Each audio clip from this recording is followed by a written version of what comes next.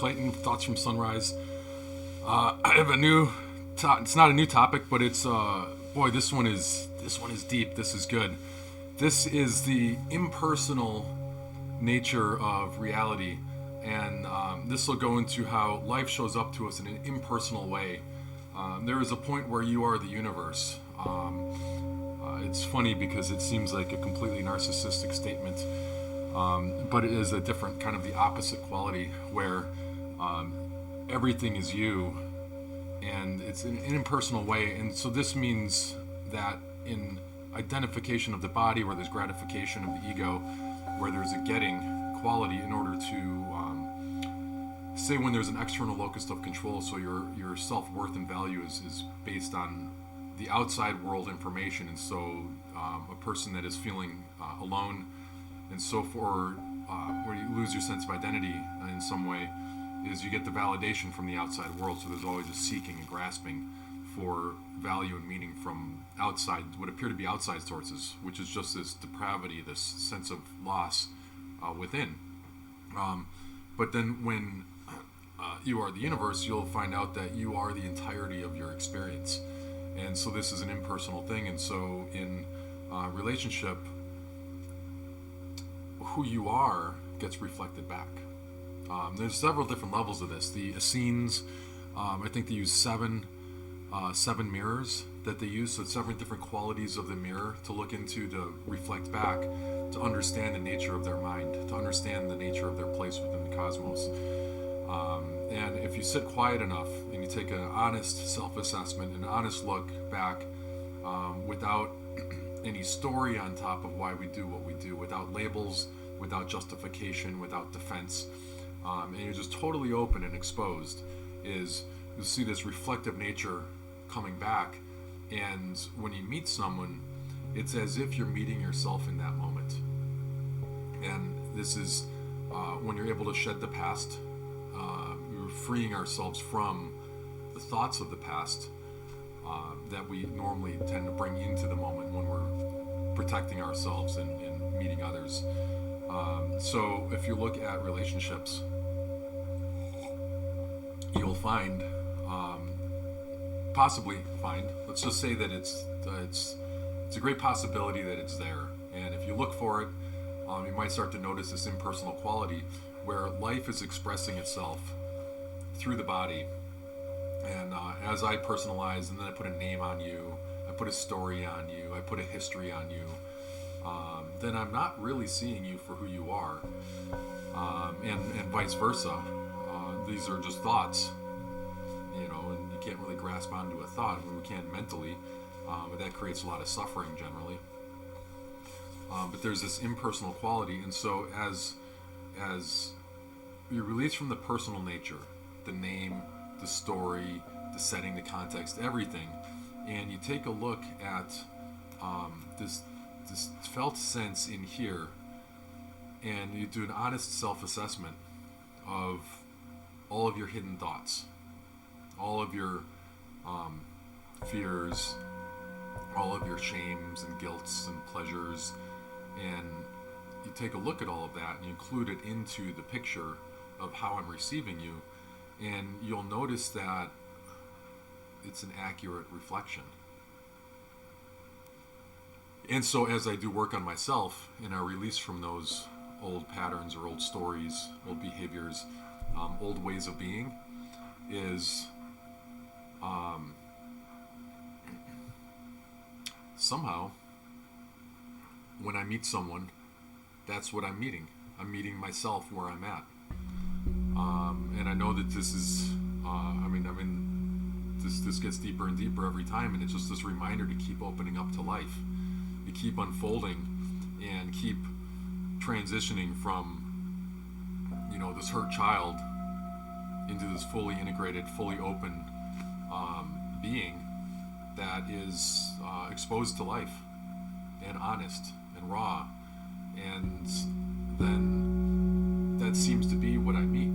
The more I'm able to do that, and when I start to close down, is when I harbor inner sentiment about myself that is not nice, let's say, not something that how I would want to treat someone else, like a little child, then that becomes my experience through the other person. And so we have this really beautiful matrix of life and how all of these reflections come together, and though it's the good and the bad.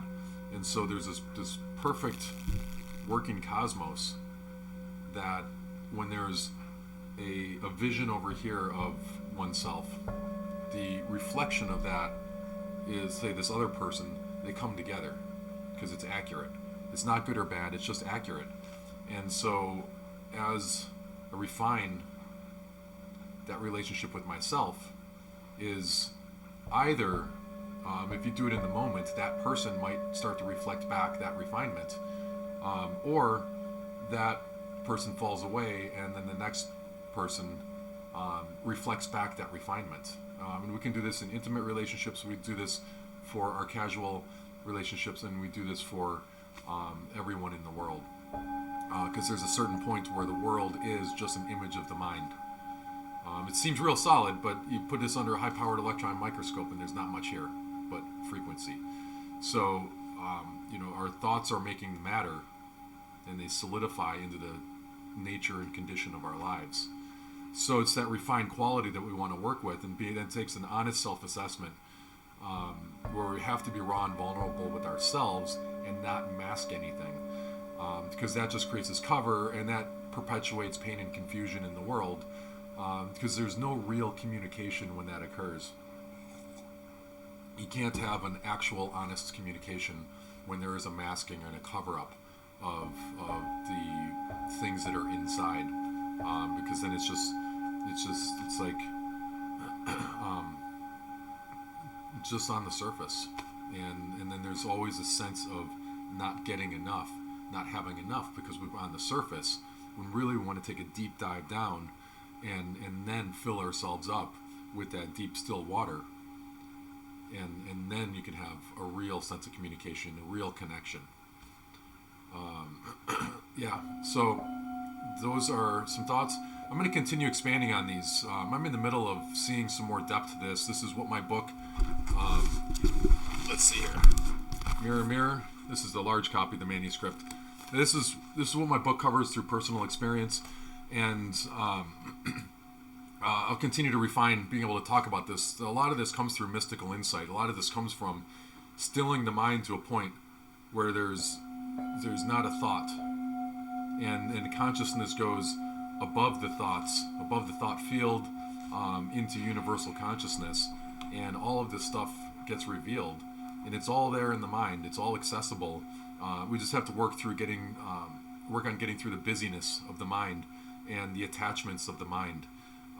We're usually attached to our thoughts. We like our thoughts, the good and the bad. Even we're attached to bad thoughts too. I think it's kind of obvious.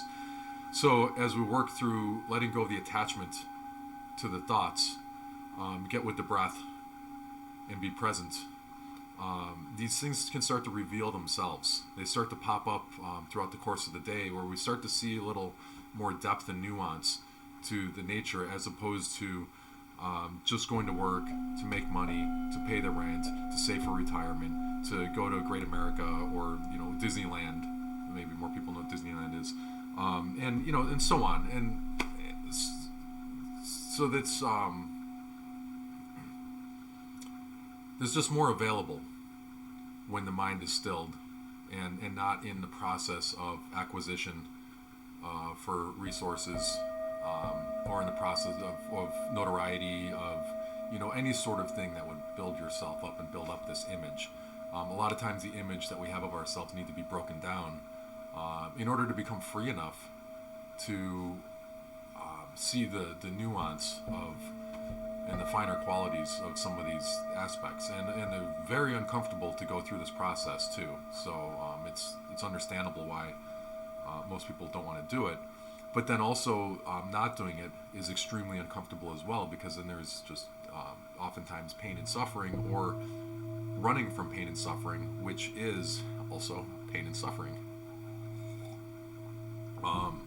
So that's it for this one. Hopefully this was quick enough. Take care and have a great day.